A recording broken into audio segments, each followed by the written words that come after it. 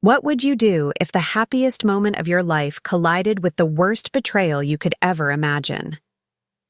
I'm talking about holding a positive pregnancy test in your trembling hands after years of infertility, ready to share the news that would change everything, only to have your husband look you in the eye and confess he's been sleeping with your sister for 8 months. I couldn't believe it was happening, couldn't process the cruel timing, couldn't understand how the universe could be so viciously ironic. The truth is, family betrayal cuts deeper than any other kind, because it's not just one person who backstabbed you. It's 2 people you trusted with your whole heart, conspiring against you in your own home while you suffered through failed IVF treatments and hormonal nightmares. My name is Juliet, and this is the story of how my husband's infidelity with my sister turned into the most shocking journey of revenge, justice, and reclaiming my dignity that I never saw coming. He thought confessing would set him free, thought I'd be the broken wife who'd quietly disappear. But what he didn't know was that I was carrying his child, and I had evidence, allies, and a level of strength I didn't even know existed until I needed it. When he wished for my miscarriage in front of lawyers, when he chose his mistress over his own blood, when his smug smile faded as I revealed my final card, that's when he realized he'd underestimated the wrong woman. Then what happened next changed everything, because karma isn't just about what goes around coming around. Sometimes it's about a mother's vengeance and a family's decision to choose justice over their own son. I never thought the happiest moment of my life would turn into the most devastating betrayal I'd ever experienced.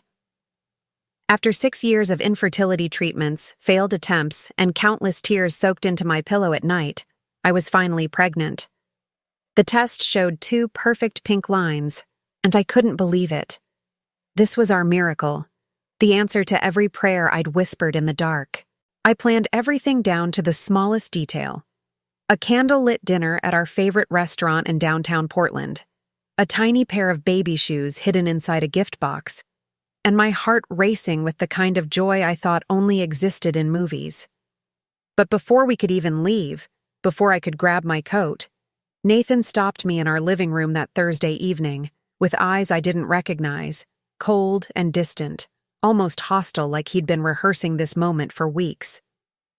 Before I could even sit down, before I could reveal the secret growing inside me, he spoke words that shattered my entire world.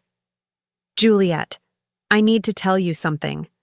I've been sleeping with your sister Claire for the past 8 months, and I can't do this anymore." The room spun around me like I was trapped inside a nightmare I couldn't wake up from.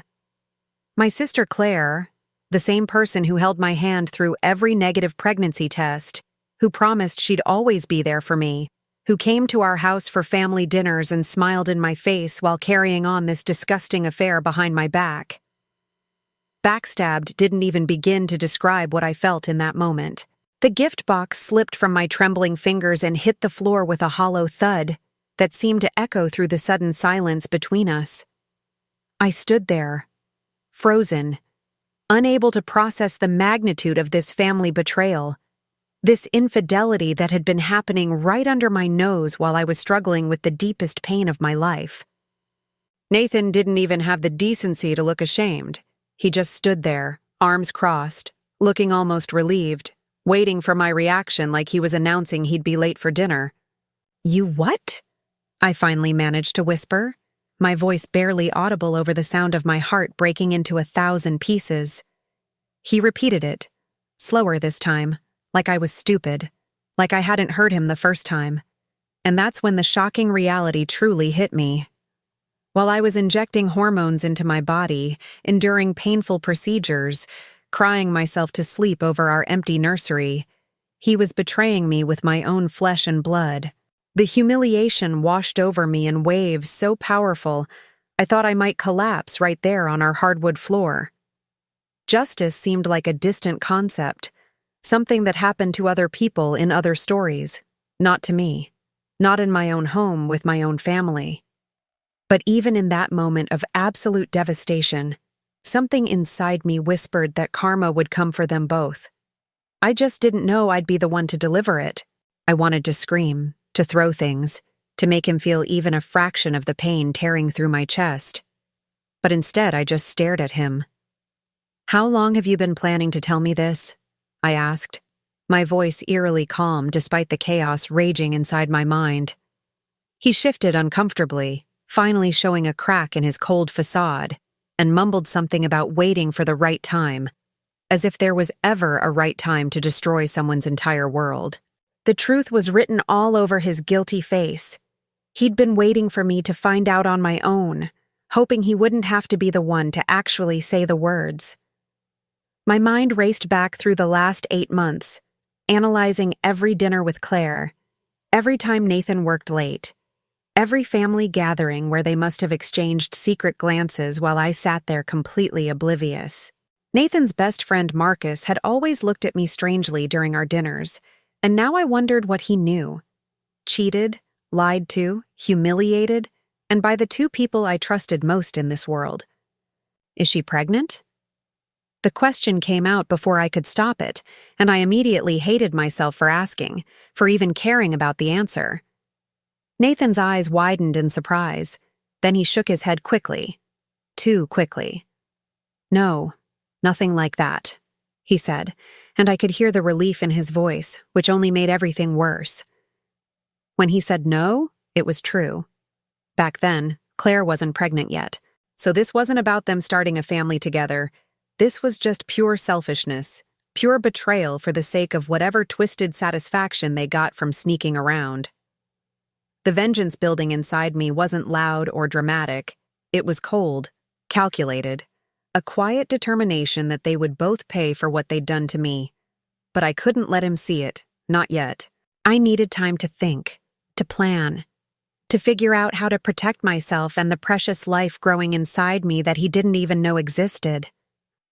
"I want you to leave," I said, surprised by the strength in my own voice. Nathan looked taken aback, like he'd expected me to beg him to stay, to fight for our marriage, to forgive him and pretend this nightmare never happened. But I was done being the woman who waited, who hoped, who believed in people who didn't deserve my trust. "Pack your things and get out of my house," I repeated, each word deliberate and final. He opened his mouth to argue, probably to tell me it was our house, but something in my expression made him stop. As he turned toward the bedroom, I placed my hand on my still flat stomach, making a silent promise to the tiny life inside me. I would protect us both, no matter what it took. And what happened next would change everything. The next morning, I woke up in our bed, my bed now, feeling like I'd been hit by a truck, every muscle in my body aching from the stress and shock. Nathan had left sometime during the night, taking a single suitcase and leaving behind a house full of lies and shattered dreams. I lay there staring at the ceiling, my hand instinctively moving to my belly, and that's when the full weight of everything crashed down on me again. But this time, instead of drowning in the pain, I felt something else rising up. A need to know the truth, the whole truth, not just the sanitized version Nathan had given me. I couldn't believe I was about to do this, but I reached for his laptop that he'd stupidly left on the nightstand, the one he always said was just for work emails and boring spreadsheets. My fingers trembled as I opened it, already knowing deep down that what I was about to find would make everything so much worse. I didn't have to search long. The messages were right there in his email, barely hidden, like he didn't even care enough to cover his tracks properly. Hundreds of emails between Nathan and Claire, going back exactly 8 months just like he said, filled with explicit details that made me physically sick to my stomach. There were photos too. Intimate photos taken in our guest bedroom, on our couch, even in our kitchen where I made breakfast every morning completely unaware. The backstabbed feeling multiplied 1,000 times as I scrolled through evidence of their family drama playing out in every corner of my home. They had inside jokes about me, mocking references to my obsession with getting pregnant, complaints about how I was always emotional from the fertility treatments. Claire had even written, "I feel bad sometimes, but she's so desperate and needy lately, I can see why you need an escape." The sheer cruelty of it took my breath away. One email thread made me stop completely, my whole body going cold despite the warm morning sunlight streaming through the windows. It was from 6 weeks ago, after one of my failed IVF attempts, when I'd cried for hours and Claire had come over to comfort me. I remembered that day so clearly. She'd hugged me, told me everything would be okay, made me tea and listened to me pour my heart out about how worthless I felt. How broken. That same night, according to the timestamp on the messages, she'd gone to meet Nathan at a hotel downtown and sent him photos of herself with the caption, "Cheering you up after dealing with the drama." The payback I'd been planning in the back of my mind suddenly didn't feel like enough for what they'd done. This wasn't just infidelity. This was calculated, prolonged psychological torture. I kept reading, unable to stop myself even though every word felt like a knife twisting deeper into my heart. Nathan had complained about our sex life, saying I was too focused on baby making and not fun anymore, conveniently leaving out that I was exhausted from hormone injections and emotionally devastated from repeated failures. Claire had responded with sympathy for him, calling me controlling and dramatic, painting herself as his savior from his terrible marriage. The shocking part wasn't even the affair anymore. It was how they'd completely rewritten reality to make themselves the victims in this story. I wanted to scream, to call them both right then and confront them with every single message, every lie, every moment of betrayal. But something stopped me. A small voice in my head that sounded suspiciously like my mother, telling me that revenge is a dish best served cold. I took screenshots of everything, every email, every photo, every cruel joke at my expense, and saved them to 3 different cloud storage accounts. Then I forwarded the most damning evidence to my personal email with the subject line "insurance," because I knew this was going to get ugly, and I needed proof of exactly what they'd done. My hands were shaking so badly I could barely type, but I forced myself to stay calm, to think strategically instead of emotionally. This wasn't just about a cheating husband anymore. This was about my sister, my own blood, betraying me in the most intimate way possible while pretending to support me through the hardest time of my life. The dignity I thought I'd lost when Nathan confessed started returning to me in a different form. The dignity of knowing exactly what I was dealing with, of having evidence, of not being gaslighted or manipulated into thinking I was crazy. As I closed the laptop and set it back exactly where I'd found it, I felt the shift happening inside me. The devastated, heartbroken Juliet from last night was transforming into someone harder, smarter, more focused. I stood up and walked to the bathroom, splashing cold water on my face and looking at myself in the mirror. Really looking.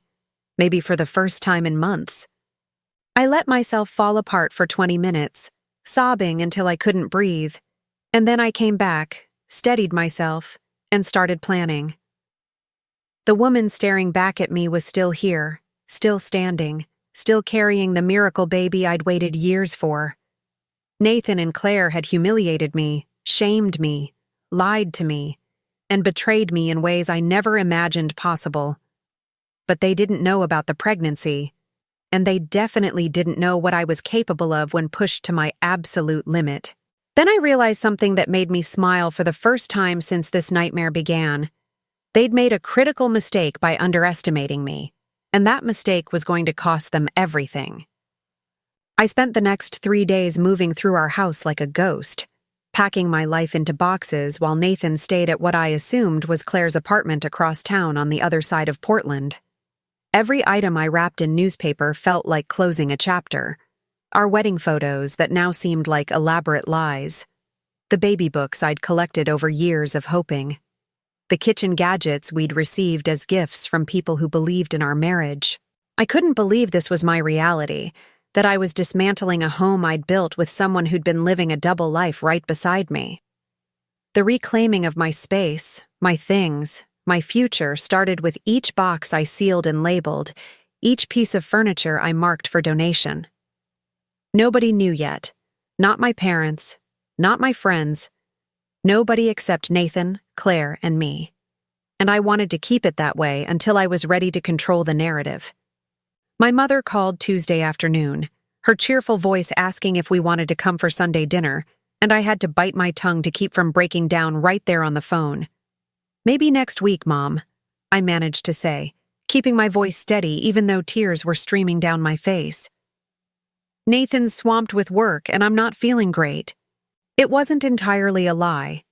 The morning sickness had started hitting me hard, though I didn't know if it was from the pregnancy or from the constant anxiety eating away at my stomach. After I hung up, I sat on the floor of our bedroom surrounded by half-packed boxes and finally let myself fall apart completely. The betrayal cut so deep I couldn't see the bottom of it, couldn't imagine a day when this wouldn't hurt like fresh wounds.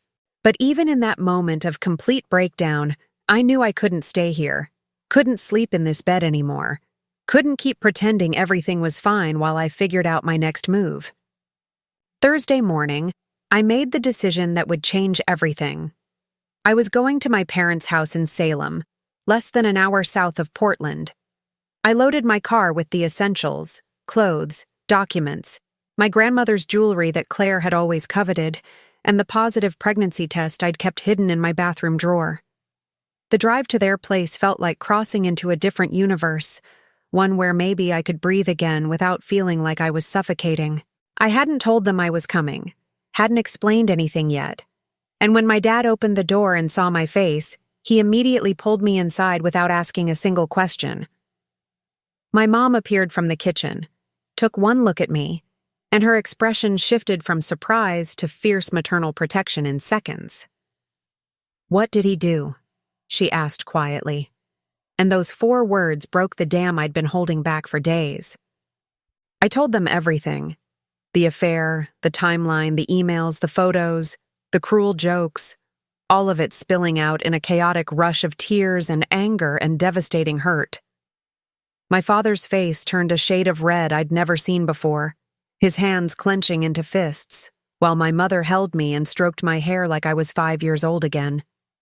"And there's something else," I whispered, my voice barely audible. "I'm pregnant." I found out the same day he told me about Claire. The silence that followed was deafening, and then my mother started crying too, holding me tighter, whispering that everything would be okay, even though none of us knew if that was true. My dad stood up abruptly and walked out of the room, and I could hear him on the phone in his study, his voice low and angry, probably calling his lawyer friend, knowing him. The family betrayal had ripple effects I was only beginning to understand. My parents' guest room became my sanctuary, a safe space where I could start processing the trauma without constantly being reminded of Nathan's infidelity in every corner. My mother brought me soup and tea, sat with me during the worst moments, and never once suggested I should try to work things out or forgive and forget. My father, meanwhile, went into full protection mode, changing the locks on their doors, checking in on me every few hours, making quiet phone calls that I pretended not to hear. "You're going to need a good lawyer, sweetheart," he said gently on the 3rd night, sitting on the edge of my bed like he used to when I was little and couldn't sleep. "Someone who specializes in divorce and family law, someone who'll fight for you and the baby." The word divorce hung in the air between us, making it real in a way it hadn't been before. Justice wasn't just something I wanted anymore. It was something I was going to actively pursue. By the end of that first week at my parents' house, I'd stopped crying quite as much and started getting angry instead. The kind of cold, focused anger that actually gets things done. I made lists. Things I needed to do, people I needed to call, documents I needed to gather. The revenge I'd been fantasizing about in my darkest moments started taking shape as something more concrete, more legal, more devastating than anything I could have planned in my emotional fog. Nathan had texted me 17 times, each message swinging wildly between apologies and accusations, between begging me to talk to him and blaming me for pushing him away with my baby obsession. I didn't respond to any of them, just saved them all as more evidence of his instability. And as I lay in bed each night with my hand on my stomach, I made a promise to my unborn child. Karma was coming for Nathan and Claire, and I was going to make sure it hit them exactly where it hurt most. What happened next would require patience, strategy, and a level of self-worth I was only beginning to reclaim. Monday morning, I sat in the sleek downtown office of Margaret Chen, the divorce attorney my father had insisted was the best in Oregon, and felt the first real spark of hope I'd experienced in 2 weeks. She was in her 50s, sharply dressed, with kind eyes that had clearly seen every variation of human betrayal, and she listened to my entire story without interrupting once. When I finished, she slid a box of tissues across her mahogany desk and said, "Juliet, I'm going to be very direct with you. You have one of the strongest cases I've seen in years, and if you're willing to fight, we're going to make sure you and your baby are protected." The relief that washed over me was so powerful I actually felt dizzy. Someone believed me, someone was on my side, someone was going to help me navigate this nightmare with actual legal expertise instead of just emotional support. Margaret explained everything in terms I could understand. Oregon's divorce laws, how my evidence would play in court, what I could expect in terms of assets, custody, and child support. "The affair with your sister actually works in your favor," she said, pulling out a legal pad to take notes. "It establishes a pattern of betrayal and poor judgment that any judge will consider when making custody decisions." I couldn't believe how clinical she could be about something that felt so personally devastating, but I was grateful for it. She asked detailed questions about our finances, our property, Nathan's income, everything, and I answered as best I could while my mind was still reeling. The truth was, I'd been so focused on getting pregnant that I'd let Nathan handle most of our financial matters, and I'd taken a leave from my marketing job to focus on the IVF treatments and recovery. Now I was realizing what a dangerous mistake that had been. "We'll need full financial disclosure from him," Margaret noted. "Bank statements, investment accounts, everything. People who cheat in marriage often cheat in other ways too." By the end of that first consultation, we had a plan. File for divorce immediately, request temporary spousal support given my current leave of absence and pregnancy, establish paternity as soon as the baby was born, and pursue full custody with limited visitation for Nathan until we could assess his stability. "What about Claire?" I asked, my voice harder than I intended. "Can we do anything legally about her role in this?" Margaret's expression was sympathetic but realistic. "Oregon doesn't recognize alienation of affection claims anymore, so we can't sue her directly. But her involvement will absolutely impact how the judge views Nathan's character and decision-making abilities." It wasn't the payback I wanted, but it was something. The shocking part was learning that Nathan could potentially owe me alimony for years, especially if I couldn't work full-time while raising our child alone. Vengeance was starting to look a lot like financial security. The paperwork was overwhelming. Pages and pages of legal documents that reduced my entire marriage to checkboxes and formal language.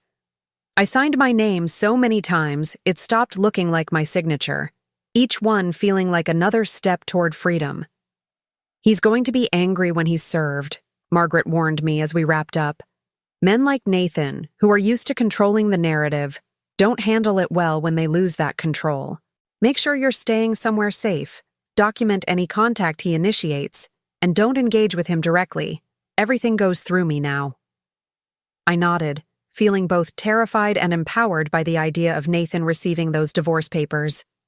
He thought he'd been the one to end our marriage on his terms, but I was about to show him what it really meant to lose everything. The family drama was about to become very public, very legal, and very expensive for him. Walking out of Margaret's office that afternoon, I felt different, lighter somehow, despite carrying the weight of an unexpected pregnancy and a devastating betrayal. I had a plan now, a strategy, a professional fighter in my corner who knew exactly how to navigate the system. My self-worth, which had been completely shattered 2 weeks ago, was slowly starting to rebuild itself on a foundation of legal rights and documented evidence rather than empty promises and broken trust. Nathan had cheated, lied, humiliated me with my own sister, but he hadn't destroyed me. If anything, he'd underestimated exactly how strong I could be when I needed to protect myself and my child. I sat in my car for a long moment before starting the engine, my hand resting on my stomach, and whispered, We're going to be okay, baby. Mama's got this. The next few days were a blur of document gathering, phone calls with Margaret's office, and preparing myself mentally for what was coming. My parents were incredible. My dad helped me compile financial records. My mother made sure I was eating properly despite the morning sickness, and both of them reinforced constantly that I was doing the right thing. Nathan's texts had become more desperate, swinging from, "I miss you," to, "You're being unreasonable," to, "We need to talk about the house," within hours of each other. I forwarded every single one to Margaret without responding, watching the evidence pile up of his attempts to manipulate and control the situation. And then, on a Wednesday afternoon, exactly 3 weeks after he'd confessed his infidelity, the process server found Nathan at his office and handed him the divorce papers. My phone exploded with calls and texts within minutes, but I didn't answer. I just watched it all unfold from the safety of my parents' house, feeling something that might have been satisfaction, or might have been the first stirrings of the dignity I was reclaiming, one legal document at a time. Then came the call I'd been both dreading and anticipating. Nathan had lawyered up, and he wanted to negotiate. The mediation session was scheduled for a gray Tuesday morning in late October, and I woke up that day with a decision already made. I was going to tell Nathan about the pregnancy. Not because he deserved to know, not because I wanted his involvement, but because legally he needed to be informed and I wanted to control how and when that information came out. Margaret had advised me to wait, to use it strategically during custody negotiations. But something inside me needed to see his face when I told him, needed to witness his reaction to the news that should have been joyful, but was now just another complication in our shattered marriage.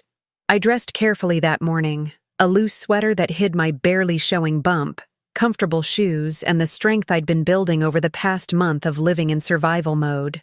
Nathan walked into the conference room looking worse than I'd ever seen him. Unshaven, dark circles under his eyes, his usually pressed shirt wrinkled like he'd slept in it. For a split second, I felt a flicker of something that might have been pity, but then I remembered the emails, the photos, the cruel jokes about my desperation to have a baby, and that flicker died instantly. We sat across from each other with our lawyers flanking us like seconds in a duel, and the tension in the room was suffocating. He tried to make eye contact, tried to give me that apologetic puppy dog look that used to work on me, but I kept my gaze steady and cold. "Before we begin the financial discussion," I said, my voice surprisingly calm, "there's something Nathan needs to know. I'm pregnant. I found out the same day you confessed about Claire, and yes, the baby is yours. The timing matches our last attempt at IVF perfectly." The silence that followed was absolute. You could have heard a pin drop on the plush carpet of that conference room. Nathan's face went through a series of expressions I'll never forget. Shock, confusion, and then something that looked almost like horror. His lawyer shifted uncomfortably in her seat, clearly not expecting this revelation. Margaret squeezed my hand under the table in support. And then Nathan spoke, and the words that came out of his mouth were so cruel, so completely unforgivable, that they changed something fundamental in me forever. "You need to get rid of it," he said flatly, like he was suggesting I return a piece of unwanted furniture. "I don't want a baby with you, Juliet. Honestly, I hope you miscarry. It would make everything so much cleaner." The betrayal I'd felt before was nothing compared to the ice-cold shock of hearing those words directed at my unborn child. The room erupted. My lawyer started yelling about putting that statement on record. His lawyer was trying to shut him up, and I just sat there frozen, my hands instinctively covering my stomach protectively. I couldn't believe someone I'd loved, someone I'd spent 8 years of my life with, could wish death on an innocent baby just because it was inconvenient for him. The sheer cruelty of it was breathtaking. "Nathan," his lawyer hissed urgently, "stop talking right now." But he didn't stop. He kept going, digging himself deeper, saying he'd only been staying in the marriage because he thought I couldn't get pregnant, that the baby would ruin everything with Claire, that I'd probably gotten pregnant on purpose to trap him. Each word was like a slap, and I watched Margaret's pen fly across her legal pad, documenting every single horrible thing he said. This wasn't just infidelity anymore. This was proof of exactly what kind of person he really was. I stood up slowly, my legs shaking but my voice steady when I finally spoke.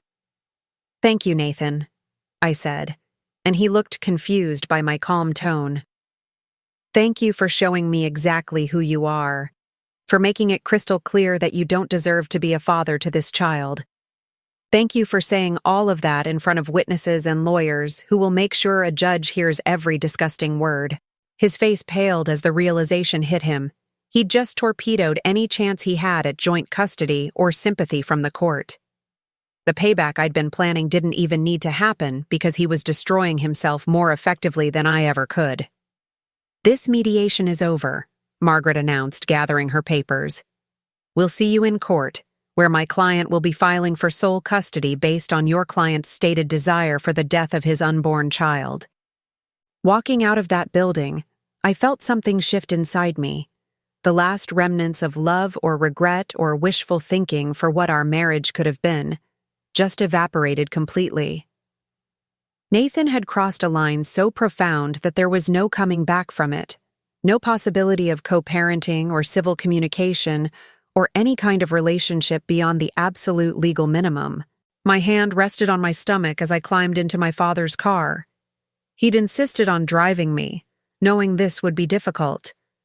And I whispered another promise to my baby. "Your father doesn't want you, but I do. I want you more than anything in this world. And I'm going to make sure you're protected from him and his cruelty for the rest of your life." My dad didn't ask what happened. He just looked at my face and started driving. And as the city blurred past the windows, I realized that Nathan's vicious rejection of our child wasn't just shocking. It was the final piece of evidence I needed to bury him in court and ensure that justice would be served exactly as it should be. Then I made a call to Margaret that would set the next phase in motion. "I want to go for everything, full custody, maximum child support, and I want his parents to know exactly what their son said about their grandchild." I'd always had a complicated relationship with Nathan's parents. Richard and Patricia were old-money Portland society, the kind of people who valued reputation and family legacy above almost everything else. They'd never quite approved of me, the middle-class girl from Salem who didn't come from the right social circles, but they'd been civil and occasionally warm, especially when they learned we were trying for a baby. What I didn't expect was the phone call I received 2 days after the disastrous mediation, Patricia's voice tight with emotion on the other end of the line. "Juliet, dear, we need to talk. Richard and I would like to meet with you, alone, without Nathan knowing." Would tomorrow work? I couldn't believe they were reaching out to me instead of circling the wagons around their son, but I agreed to meet them at their sprawling estate in the West Hills, curiosity overriding my caution. Walking into their home the next afternoon felt surreal. This place that had always intimidated me with its polished perfection now felt different somehow, less hostile. Patricia greeted me at the door with red eyes and immediately pulled me into a hug that shocked me to my core. "We know everything," she said quietly, leading me to their formal living room where Richard sat looking older and more tired than I'd ever seen him. Nathan's lawyer felt obligated to inform us about what happened at the mediation, about what he said regarding the baby. She paused, struggling with emotion. "Juliet, we are horrified, absolutely horrified. That is not how we raised our son, and we want you to know that we stand with you and our grandchild, not with him." The family drama I'd expected to face, a united front of in-laws defending their son, was instead fracturing in ways I never could have predicted. Richard cleared his throat, his lawyer's training evident in his careful word choice. "We've discussed this extensively, and we've made some decisions we want you to be aware of. First, we will not be providing Nathan with any financial support during this divorce. No loans, no bailouts, nothing. He made his choices and he'll live with the consequences." He paused, glancing at his wife before continuing. "Second, We want to be involved in our grandchild's life, if you'll allow it. We know we have no legal right to ask that given the circumstances, but we're hoping you'll consider it." I sat there in stunned silence, my hand instinctively moving to my stomach. Patricia leaned forward, tears now streaming down her face. "We lost Nathan to his own selfishness and cruelty, but we don't want to lose this baby too. You didn't deserve any of this betrayal, Juliet. None of it." The conversation that followed was one of the most unexpected and emotional of my entire life. They asked about my health, the pregnancy, whether I needed anything, financial support, medical coverage, help with legal fees. "We know Nathan has been hiding assets," Richard said grimly. "I've seen him do it in his business dealings, and I'd bet my career he's doing it now. I want to help your lawyer find everything he's trying to conceal." The level of backstabbing within their own family was shocking. Parents turning against their son to protect their daughter-in-law and unborn grandchild. But it wasn't really backstabbing, I realized. It was them choosing what was right over what was easy, choosing justice over blind family loyalty. Patricia handed me a thick envelope that I later discovered contained a check for $20,000 with a note. "For the baby's future, with our love and support." As I drove away from their mansion that evening, my mind was reeling from this unexpected turn of events. The family lines that should have been drawn clearly, them on Nathan's side, me on mine, had instead fractured along moral principles rather than blood relations. Even Nathan's younger brother called me that night, apologizing profusely for his brother's behavior and offering to testify about Nathan's character if needed. "He's always been selfish," Michael said sadly, "but this is beyond anything I imagined he was capable of. I'm so sorry, Juliet. You and the baby deserve better." The reclaiming of my dignity wasn't just coming from my own strength anymore. It was being reinforced by people who refused to enable Nathan's infidelity and cruelty just because he was family. The cheated wife was becoming the supported mother, surrounded by unexpected allies. The most devastating blow to Nathan came a week later when his parents made their position publicly known at a family dinner he'd organized to explain his side of the story. According to Michael, who called me immediately after, Richard stood up in front of the entire extended family and said, "Nathan has made choices that we cannot and will not support. He betrayed his wife with her own sister and then wished death upon his unborn child. Juliet and the baby have our full support, and anyone who chooses to side with Nathan's behavior will not be welcome in our lives going forward." Apparently, Nathan left the restaurant in humiliated rage, while the rest of the family sat in shocked silence. The karma I'd been waiting for was arriving in waves, and I hadn't even had to orchestrate it. Nathan's own actions were turning his entire world against him. And I was just getting started with what happened next, because his parents had one more revelation that would completely shatter whatever power he thought he still held. The courthouse felt like a cathedral of justice as I walked through its marble halls 6 weeks later, my baby bump finally visible under my carefully chosen dress. Nathan's lawyer had requested this hearing to establish temporary custody arrangements and financial support before the baby was born, probably thinking they could pressure me into accepting less than I deserved. But what they didn't know, what nobody except Margaret, my parents, and Richard and Patricia knew, was that I had one final card to play, one piece of information so devastating that it would end Nathan's delusions of control forever. I took my seat behind Margaret, placed my folder of documents on the table, and waited for the judge to begin proceedings. Nathan sat across the aisle looking smug and confident, probably thinking he still had some leverage left to use against me. The hearing started with standard procedural stuff, financial disclosures, asset valuations, proposed custody schedules. Nathan's lawyer painted him as a remorseful man who'd made a mistake, but was ready to step up and be a father, conveniently glossing over the "I hope you miscarry" comment that was on record. I sat quietly, letting them present their case, watching Nathan's confidence grow with each passing minute. He actually smiled at one point, that same smug smile that used to make me feel small and worthless. But not anymore. When it was our turn, Margaret stood and said, "Your Honor, before we proceed with our counterproposal, there's a matter of inheritance and future financial stability that the court needs to be aware of. Mr.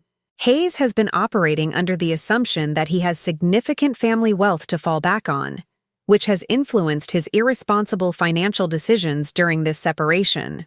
Margaret nodded to me, and I opened my folder, pulling out the documents Richard had provided.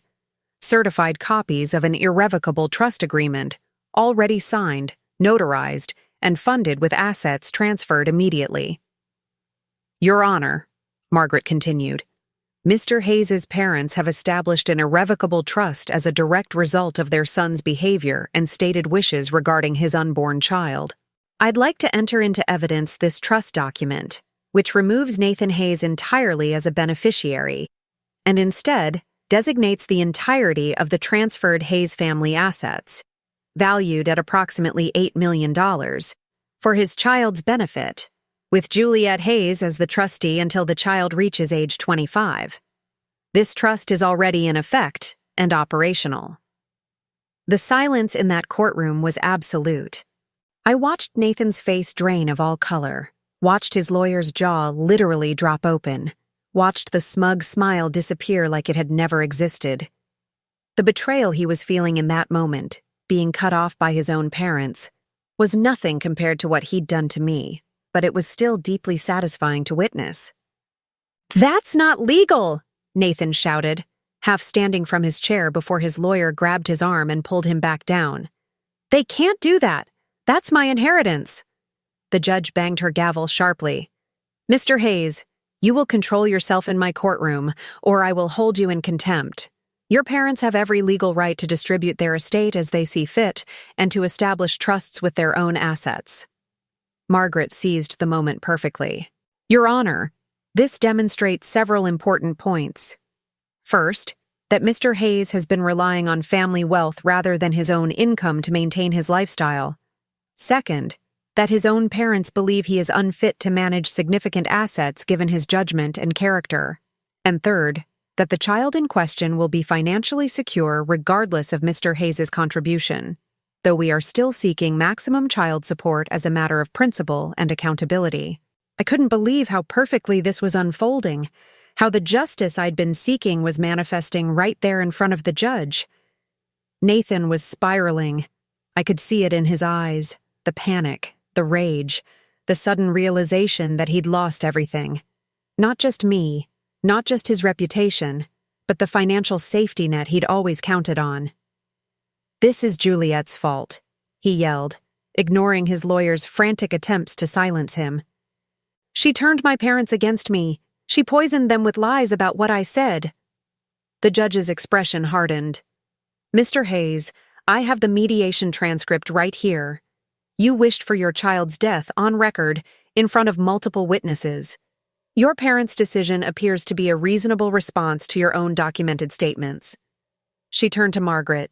"I'm granting your client's request for temporary sole legal decision-making authority and temporary primary physical custody upon the child's birth.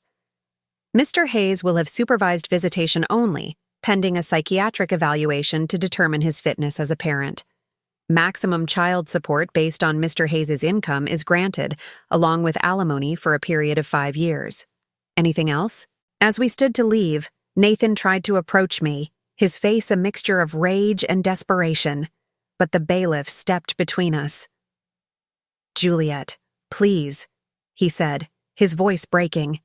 "You can't do this to me. That's my money, my inheritance, my family." I looked at him, really looked at him, and felt absolutely nothing except maybe pity for how completely he'd destroyed his own life. "No, Nathan," I said quietly. "It's our daughter's inheritance now. Your family chose her over you, just like I did. And when she's old enough to understand, I'll tell her the truth about what you said, about who you really are. And she'll know that karma is real and vengeance isn't always loud. Sometimes it's just the natural consequences of being a cruel, selfish person who betrayed everyone who ever loved him." Margaret touched my arm gently, reminding me we needed to go. and I turned my back on Nathan for what I hoped would be the last time. The shocking reversal of fortune, from him confidently expecting to maintain control to losing absolutely everything in one hearing, was the payback I'd been unconsciously planning all along. Then, as we walked out of the courthouse into the bright afternoon sun, my phone buzzed with a text from Patricia. "Thank you for letting us be part of our grandchild's life. Justice has been served." The aftermath of the court hearing spread through our social circles like wildfire, and within days, Nathan's entire life had unraveled in ways even I hadn't anticipated. His job at the marketing firm, the one he'd bragged about, the one that gave him status and a hefty salary, suddenly let him go during what they called routine restructuring, though everyone knew the truth. Richard had connections throughout Portland's business community, and word had gotten out about what Nathan said regarding his unborn child and how he'd betrayed his wife with her sister. The humiliated former golden boy found himself essentially blacklisted in his own industry, his reputation so thoroughly destroyed that recruiters stopped returning his calls. I learned this not from Nathan, but from mutual acquaintances who still spoke to me, their voices hushed and scandalized as they relayed each new disaster in his life.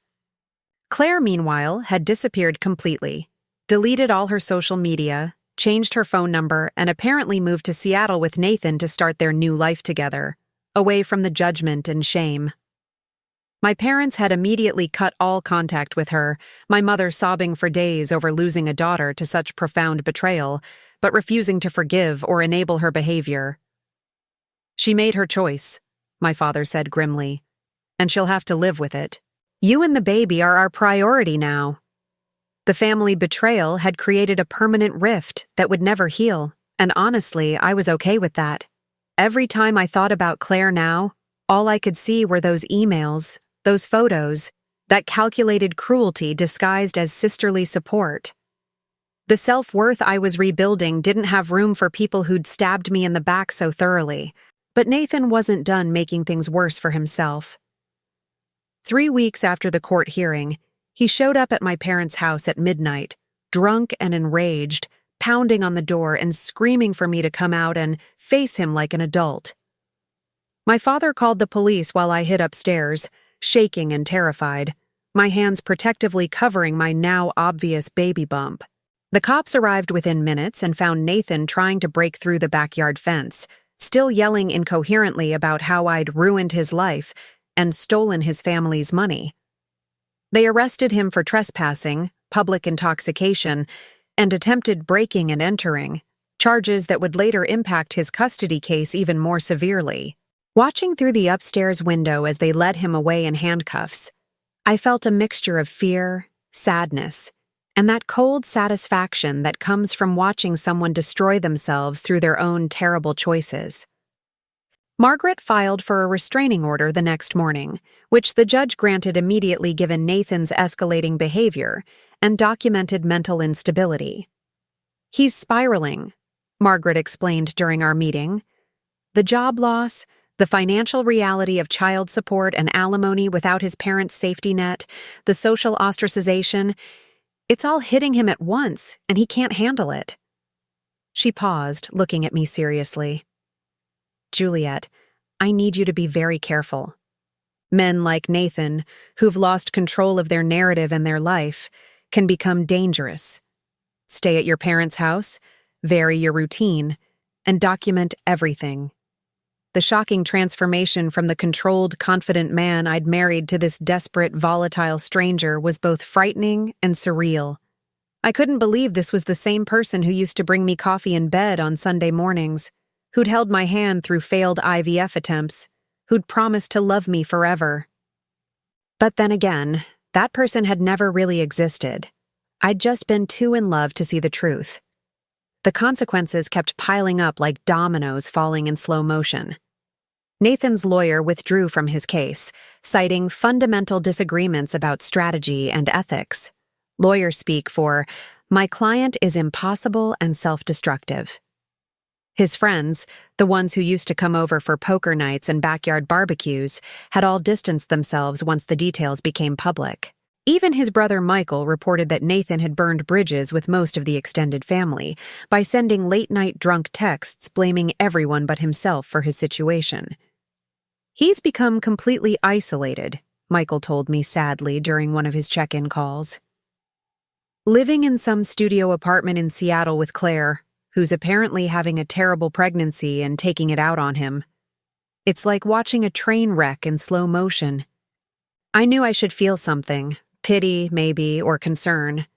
But all I felt was relief that he was far away and someone else's problem now. The final blow came from an unexpected source, Nathan's former best friend Marcus, who called me one afternoon with information I never expected. "Juliet, I need to tell you something that's been eating at me," he said, his voice heavy with guilt. The affair with Claire started because Nathan was bragging at a bar about how he was stuck with a wife who couldn't get pregnant, and Claire overheard and approached him. This was all calculated on both their parts. She wanted your life, and he wanted an excuse to bail without looking like the bad guy. The truth of their infidelity being even more premeditated than I'd thought should have hurt, but instead, it just reinforced that I'd made all the right decisions. "Thank you for telling me, Marcus," I said quietly. "And thank you for being honest, even though it took you a while." After I hung up, I sat with that information, processing how the betrayal ran even deeper than I'd known, how the cheated wife I'd been was never paranoid or crazy. I'd been deliberately targeted and manipulated. But that wife didn't exist anymore. I was someone different now, stronger, wiser, and about to become a mother who would teach her daughter that dignity and self-worth are never negotiable, and that sometimes karma doesn't need your help. It just needs you to step back and let people destroy themselves. Then I got the call from Margaret that would close this chapter forever. Nathan wasn't giving up his parental rights to avoid responsibility. What he gave up was access, and the judge locked him into supervised contact only with child support automatically deducted from any income he earned, and he disappeared from our lives anyway. The first time I held my daughter Sophia in my arms, everything else, the betrayal, the pain, the months of legal battles, just faded into background noise that didn't matter anymore. She was born on a snowy December morning, weighing 7 pounds and 2 ounces of absolute perfection, with dark hair and eyes that seemed to look right into my soul. My mother cried, my father took approximately 800 photos, and Richard and Patricia showed up at the hospital within hours bearing gifts and tears of joy for their granddaughter. Nathan had been stripped of meaningful custody and visitation rights weeks before her birth, with the court establishing supervised contact only and automatic child support deductions, a decision that hurt less than it should have because it meant he could never hurt her the way he'd hurt me, and he never even tried to see her. The justice I'd sought had transformed into something better. Complete freedom from him forever. The custody arrangement was exactly what I'd fought for. I had sole legal and physical custody, Nathan had supervised visitation rights he never exercised, and Sophia's life would be built around people who actually wanted her. Margaret had structured everything brilliantly. The trust fund from Richard and Patricia would ensure Sophia's financial security.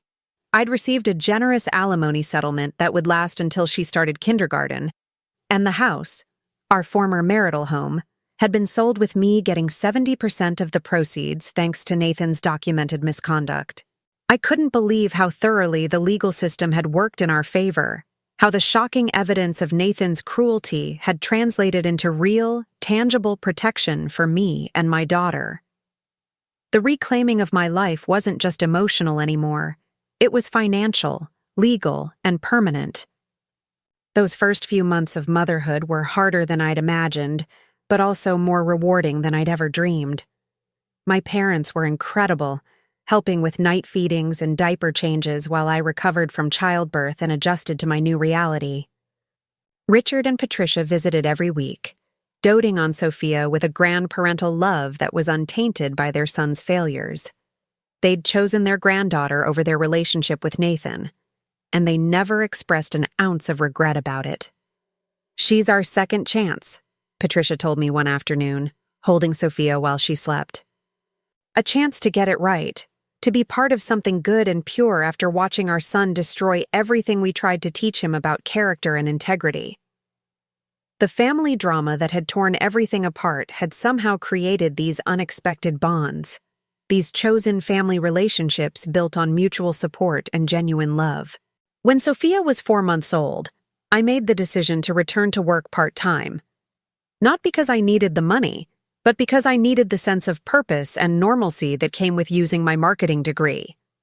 My old company welcomed me back with flexible hours and remote work options, understanding that I was now a single mother.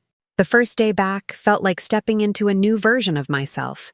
Not the devastated wife who'd been betrayed, not the vengeful woman seeking payback, but simply Juliet, mother, professional, survivor, person reclaiming her identity beyond the trauma. My coworkers never asked invasive questions about the divorce. They just treated me with respect and kindness, which was all I needed. The dignity I'd fought so hard to maintain throughout this nightmare was finally becoming effortless, just a natural part of who I was now. Claire tried to reach out once when Sophia was 6 months old, with an email that was equal parts apology and justification. "I know what we did was wrong," she wrote, "but you have to understand that Nathan and I really fell in love. It wasn't just some cheap affair. I read it once, felt absolutely nothing except maybe mild contempt, and deleted it without responding." Margaret had advised me to block her completely, which I did. Email, phone, social media, everything. She was no longer my sister. She was just a person who'd betrayed me in the worst way possible, and would never have access to me or my daughter for the rest of our lives. The self-worth I'd rebuilt didn't require her acknowledgement or apology or explanation. It existed independent of her, strong and unshakable. And I heard through the grapevine that she and Nathan had broken up shortly after she got pregnant. Yes, Claire did end up pregnant a few weeks after the chaos started, just like I'd suspected, and that the relationship built on infidelity and backstabbing had predictably imploded under the weight of real life and consequences. Karma had done its work without me lifting a finger. Standing in Sophia's nursery one evening, watching her sleep peacefully in her crib, I thought about everything that had happened since that terrible day when Nathan confessed his affair. The betrayal that should have destroyed me had instead transformed me into someone stronger, someone who knew her own worth, someone who would teach her daughter to never accept anything less than she deserved. The humiliation I'd felt had been real and devastating, but it had also been temporary, a moment in time that I'd survived and grown beyond. Nathan was somewhere in Seattle, living whatever life he'd chosen, and I genuinely didn't care anymore. His cruelty, his infidelity, his shocking rejection of our daughter, none of it had the power to hurt me now. I'd built something better from the ruins of our marriage, a life filled with people who chose us, who supported us, who loved us unconditionally. Then Sophia stirred in her sleep, making that little contented sound that babies make, and I smiled, knowing that what happened next was entirely up to us, and it was going to be beautiful. 2 years after everything fell apart, I stood in the kitchen of my new townhouse, the one I'd bought with my settlement money in a quiet Portland neighborhood with good schools, making Sophia's breakfast while she babbled happily in her high chair. This morning routine had become sacred to me. The simplicity of it, the peace, the absolute freedom from drama and betrayal and family conflicts that had once consumed my entire existence. I couldn't believe how normal life had become, how the shocking events that had defined my world for so long had faded into just a chapter in my story rather than the whole book. Sophia reached for her sippy cup, grinning at me with that smile that made every hard moment worth it, and I felt overwhelming gratitude for the life we'd built together. Work had become more than just a paycheck. I'd been promoted to senior marketing manager, leading campaigns and mentoring junior staff, proving to myself that I was more than capable of success on my own terms. My colleagues knew I was a single mom, but they also knew me as someone competent, creative, and reliable. The self-worth that Nathan and Claire had tried to destroy was now unshakable, built on actual accomplishments and genuine relationships, rather than someone else's validation. I'd even started dating again, casually, nothing serious. But the fact that I could trust someone enough to have coffee or dinner felt like a massive victory.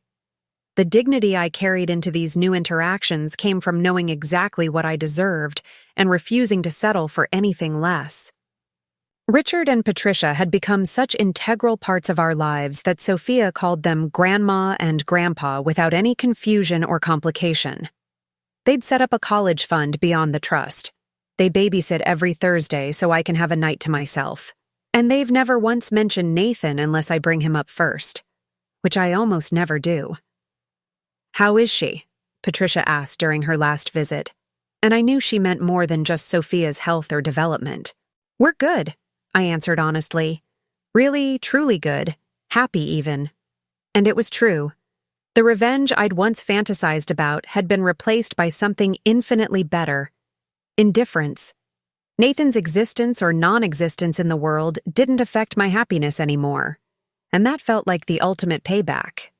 Caring so little that he wasn't even worth my emotional energy. I'd heard through Michael that Nathan and Claire had tried to make it work for about 8 months before imploding spectacularly, that Nathan was now living alone, working some entry-level job and struggling to pay child support for the baby Claire had. Yes, the karma was real and ongoing, as Claire's pregnancy had come to term and created its own complicated aftermath for them both. Claire had apparently moved back to Oregon, but nowhere near Portland, and our parents still refused all contact with her. The family betrayal had permanent consequences for her too, and while I didn't take pleasure in her struggles, I certainly didn't feel any sympathy either. She'd made her choices knowing exactly what she was destroying, and she got to live with those consequences forever. The justice I'd sought in those dark early days had manifested in ways I never could have planned. Not through my actions, but through the natural outcomes of their own terrible decisions. Sophia started preschool last month, and watching her run into class with confidence and excitement reminded me of how far we'd both come. She's growing up in a home filled with love, support, and strong female role models. My mother, Patricia, me, who teach her that dignity and self-respect are non-negotiable. She'll never remember Nathan, won't grow up wondering why her father didn't want her, because we've built such a full life that his absence isn't a void, it's just a fact, like eye color or birth date.